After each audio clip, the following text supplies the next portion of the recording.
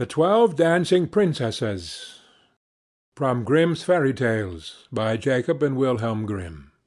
Translated by Edgar Taylor and Marion Edwards. This recording is in the public domain. Read by Bob Neufeld. There was a king who had 12 beautiful daughters. They slept in 12 beds, all in one room, and when they went to bed the doors were shut and locked up. But every morning their shoes were found to be quite worn through, as if they had been danced in all night, and yet nobody could find out how it happened, or where they had been. Then the king made it known to all the land that if any person could discover the secret, and find out where it was that the princesses danced in the night, he should have the one he liked best for his wife, and should be king after his death. But whoever tried, and did not succeed, after 3 days and nights, should be put to death. A king's son soon came. He was well entertained, and in the evening was taken to the chamber next to the one where the princesses lay in their 12 beds. There he was to sit and watch while they went to dance, and in order that nothing might pass without his hearing it, the door of his chamber was left open. But the king's son soon fell asleep, and when he awoke in the morning he found that the princesses had all been dancing, for the soles of their shoes were full of holes. The same thing happened on the 2nd and 3rd night, so the king ordered his head to be cut off. After him came several others, but they had all the same luck, and all lost their lives in the same manner. Now it chanced that an old soldier, who had been wounded in battle and could fight no longer, passed through the country where this king reigned, and as he was travelling through a wood, he met an old woman who asked him where he was going. "I hardly know where I am going, and what I had better do," said the soldier, "but I think I should like very well to find out where it is that the princesses dance, and then in time I might be a king." "Well," said the old dame, "that is no very hard task. Only take care not to drink any of the wine which one of the princesses will bring to you in the evening, and as soon as she leaves you, pretend to be fast asleep." Then she gave him a cloak, and said, "As soon as you put that on you will become invisible, and you will then be able to follow the princesses wherever they go." When the soldier heard all this good counsel, he determined to try his luck. So he went to the king, and said he was willing to undertake the task. He was as well received as the others had been, and the king ordered fine royal robes to be given him, and when the evening came he was led to the outer chamber. Just as he was going to lie down, the eldest of the princesses brought him a cup of wine, but the soldier threw it away secretly, taking care not to drink a drop.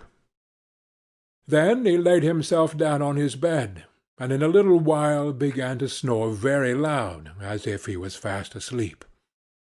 When the 12 princesses heard this, they laughed heartily, and the eldest said, "This fellow too might have done a wiser thing than lose his life in this way." Then they rose up, and opened their drawers and boxes, and took out all their fine clothes, and dressed themselves at the glass, and skipped about as if they were eager to begin dancing. But the youngest said, "I don't know how it is, while you are so happy, I feel very uneasy. I am sure some mischance will befall us." "You simpleton," said the eldest, "you are always afraid. Have you forgotten how many kings' sons have already watched in vain? And as for this soldier, even if I had not given him his sleeping draught, he would have slept soundly enough."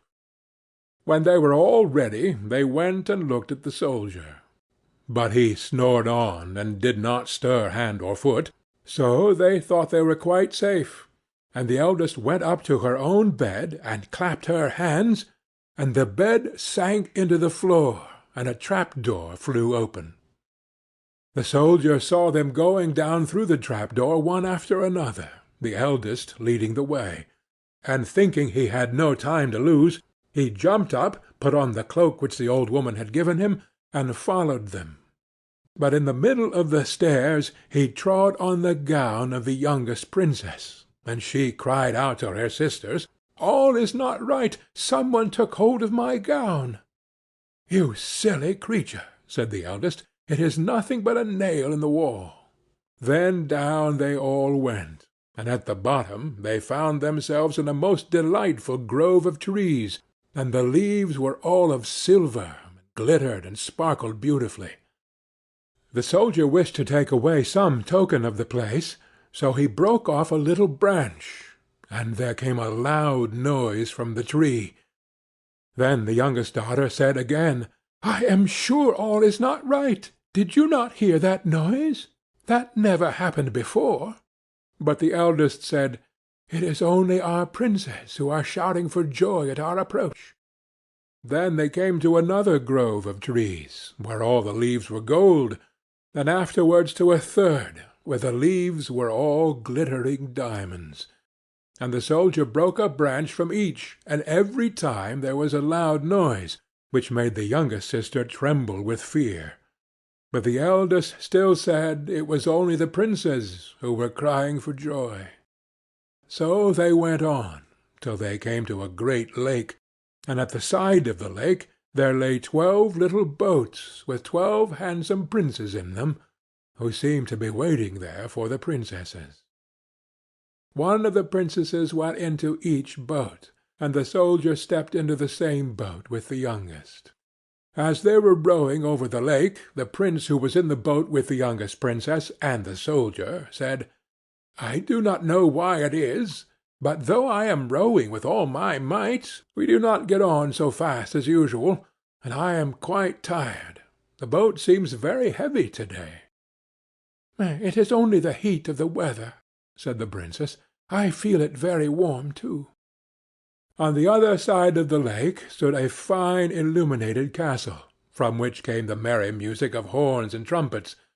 There they all landed, and went into the castle, and each prince danced with his princess, and the soldier, who was all the time invisible, danced with them too, and when any of the princesses had a cup of wine set by her, he drank it all up, so that when she put her cup to her mouth it was empty. At this, too, the youngest sister was terribly frightened, but the eldest always silenced her.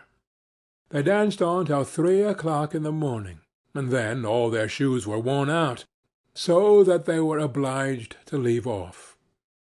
The princess rowed them back again over the lake, but this time the soldier placed himself in the boat with the eldest princess, and on the opposite shore they took leave of each other, the princesses promising to come again the next night. When they came to the stairs, the soldier ran on before the princesses, and laid himself down, and as the 12 sisters slowly came up very much tired, they heard him snoring in his bed. So they said, "Now all is quite safe." Then they undressed themselves, put away their fine clothes, pulled off their shoes, and went to bed. In the morning the soldier said nothing about what had happened, but determined to see more of this strange adventure, and went again the second and third night, and everything happened just as before.